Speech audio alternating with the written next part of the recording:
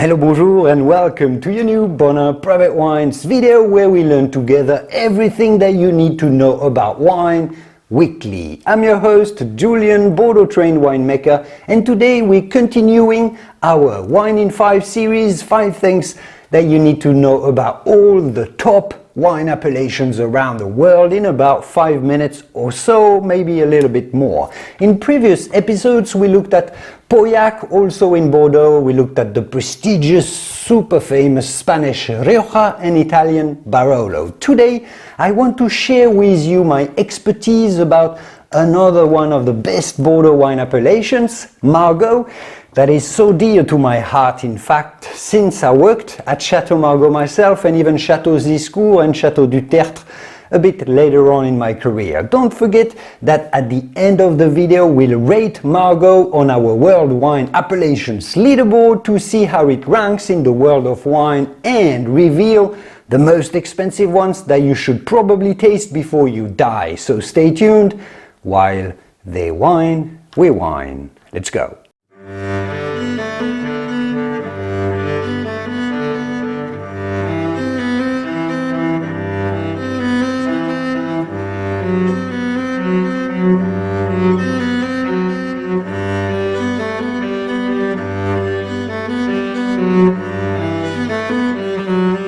The Margaux appellation, nestled within the prestigious Bordeaux region of France, has long been revered for producing some of the world's most celebrated wines.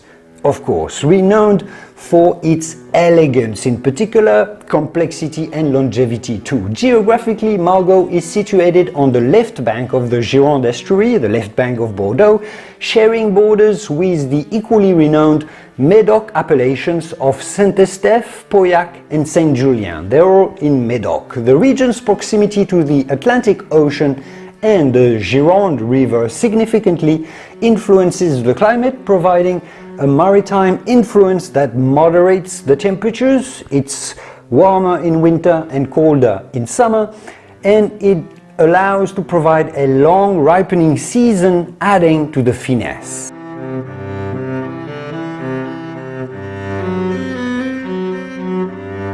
The dominant grape variety in Margaux is Cabernet Sauvignon. It brings structure, of course, those delicious tannins and an aromatic complexity. Merlot, while often blended in smaller proportion with Cabernet Sauvignon, can add softness and fruitiness and also early maturity in cooler vintages because Merlot ripens before Cabernet. Other grape varieties such as Cab Franc and Petit Verdot are often used as well in much smaller quantities, this time to contribute some specific characteristics to the final blend. Petit Verdot, for example, is really tannic and punchy.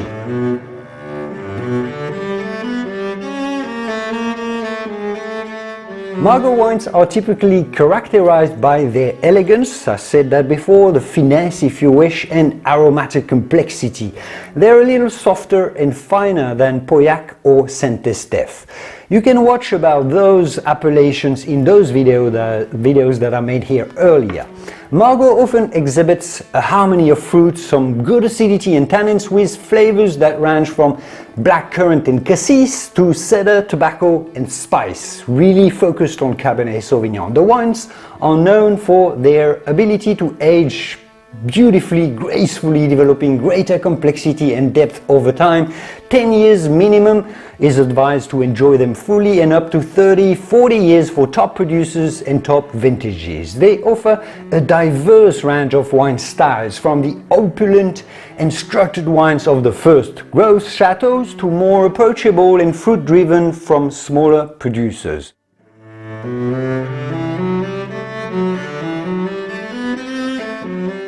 The soils are made of gravels, of course, because we're overlooking the Garonne River, so you got all those gravelly deposits with solid amounts of clay as well, which contributes to the tannic structure of the wines. It's not all gravels and sand like in the south of Bordeaux. There's a fair amount of clay, and that's important for Merlot and Cabernet Sauvignon.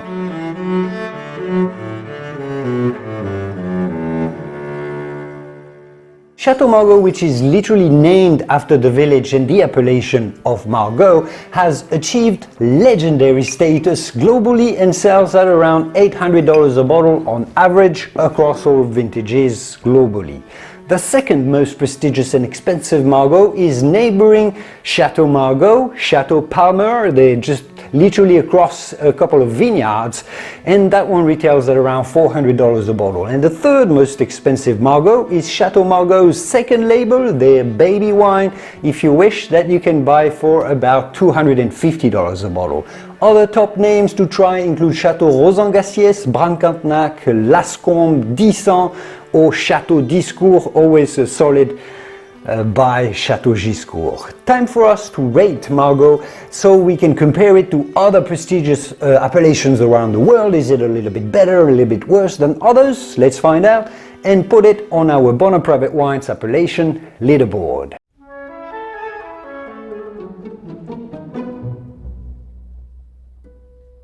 Quality is as high as it gets in Margaux. Some of the finest wines in Bordeaux, some of the finest wines in France, some of the finest wines in the world. It gets a 10 out of 10.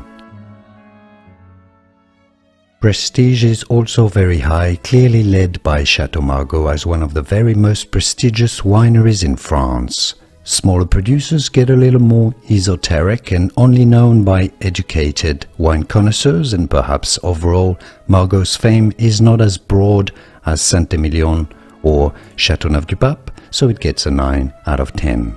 Prices of Margaux wines are solid, but not nearly as high as many Burgundy wines or even compared to many California wines that are cult or iconic. Even in Bordeaux, Chateau Margaux is the 9th most expensive wine in the area, topped by Pomerol and Saint-Emilion, so it gets an 8 out of 10. Margaux wines are not that scarce, but the appellation is fairly large, just like Pauillac or Saint-Emilion, not quite as big as Saint-Emilion, but it's pretty big. Top wineries produce tens of thousands of bottles a year each, including Chateau Margaux, so they're easy to find relatively, but not incredibly common either, so it's a 7 out of 10.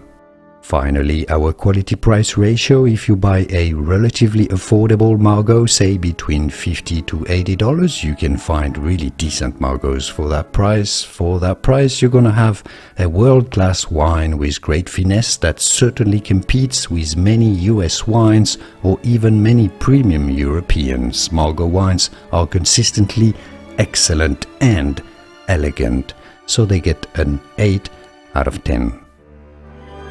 And our grand total score is 42 out of 100 points, which places it just above Pauillac for a better consistency overall and on par with the top Italian Barolo, which is the best appellation we've covered so far. This ranking is getting quite exciting if you ask me. If you want to see how wines like Saint-Emilion or Châteauneuf-du-Pape, Burgundy or Napa Valley and other Italian wines like Barolo compare to those appellations in Margaux specifically, make sure to subscribe to the channel and please like this video.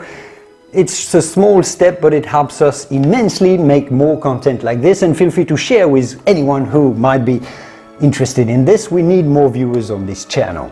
Drink safe and tasty, safe and tasty, and I will see you soon in the wonderful world of wine. Cheers.